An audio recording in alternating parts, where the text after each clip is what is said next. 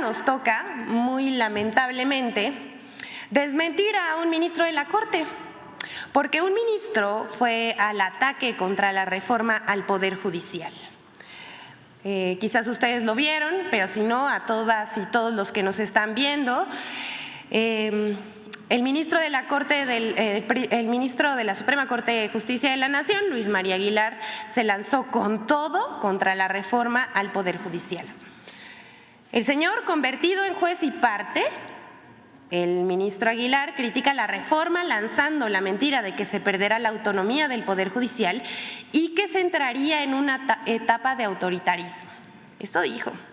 Todo esto es falso, lo desmentimos. Luis María Aguilar Morales es el ministro que guardó 10 meses el expediente de una televisora que no le gusta pagar impuestos.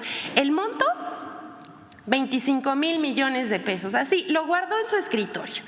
Pero también, ¿qué hizo Luis María Aguilar? Concedió la libertad de al menos 65 personas involucradas con que participaron en la desaparición de los estudiantes de Ayotzinapa, con la justificación de tortura. Pero también saben a quién, a su secretario particular, le encontraron maletas de dinero en su auto. Bueno, ahí no acaba esto. Vamos a ver quién nominó al ministro Luis María Aguilar. ¿Me pasan, por favor, la foto? Miren nada más esta foto. Lo nominó nada más y nada menos que el narcopresidente Felipe Calderón. Y miren quién está atrás. Genaro García Luna, exactamente. ¿Y qué creen que están haciendo? Pues miren, lo están premiando aquí, se ve muy contento, departiendo autónomamente con Felipe Calderón y un preso en Estados Unidos, el exsecretario de Seguridad Pública de Felipe Calderón. Bueno, este señor también no solamente le gustan este tipo de cosas, sino también se opone a la reforma eléctrica y a otras reformas. El ministro reproduce la campaña de mentiras que va a someter a la Corte, dice él, mire, que va a someter a la Corte, dice el señor Luis María Aguilar, que se le va a quitar autonomía al Poder Judicial. Esto es falso. Que si se va a atentar contra las prestaciones y las pensiones de los trabajadores. No, señor, usted se opuso a que se retiraran los fideicomisos. Hay que recordárselo. Y también, bueno, ha dicho de todo el señor. Pero mire, yo lo voy a dejar aquí, mejor vamos a escuchar qué dijo el señor ministro de la Corte, Luis María Aguilar. Fundamental. Si no hay Suprema Corte independiente que haga respetar la Constitución y por lo tanto los derechos humanos, porque eso es finalmente lo importante, esto está acabado. Entraríamos en una etapa de autoritarismo irremediable, porque sería una sola persona la que decidiera todo. No importa que la Constitución diga una cosa o que la ley diga otra cosa. Se hace lo que yo diga y se acabó eso. Y si no hay una Suprema Corte que pueda decirle, momento, eso no lo puedes hacer, eso es indebido o esa ley es inconstitucional, pues entonces vamos a suponer que no hubiera una Corte independiente y que se dicta una ley inconstitucional, pues si no se puede invalidar la ley, pues se va a quedar. Y se tiene que cumplir y acatar, pues eso es una barbaridad, una barbaridad.